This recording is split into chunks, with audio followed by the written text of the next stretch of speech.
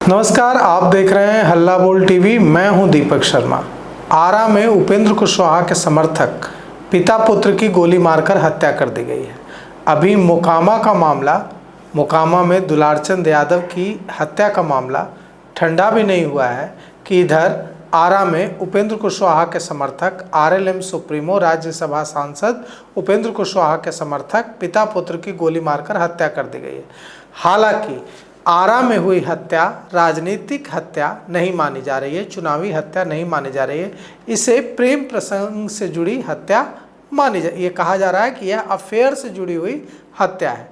कहा जा रहा है कि बेटे के अफेयर में पिता पुत्र की हत्या हुई है।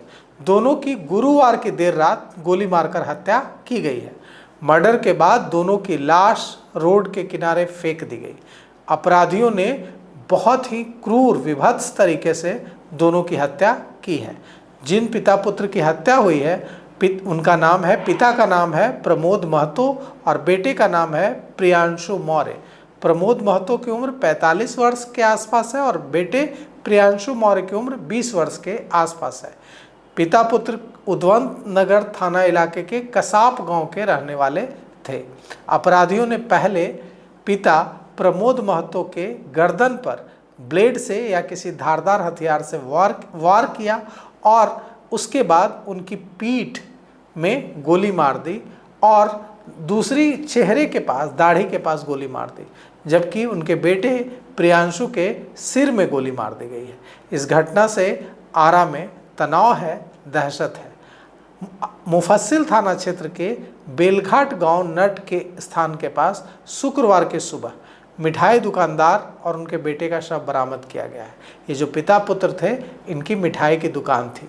दोनों के शरीर में कई गोलियां मारी गई हैं।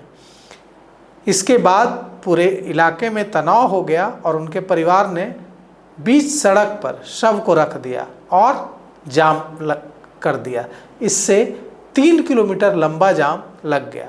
पुलिस पहुंची, काफ़ी समझाने बुझाने के बाद अब अंतिम संस्कार हुआ है और परिजनों ने बताया है कि उनके बड़े बेटे हिमांशु की शादी डुमरा गांव में तय हुई थी।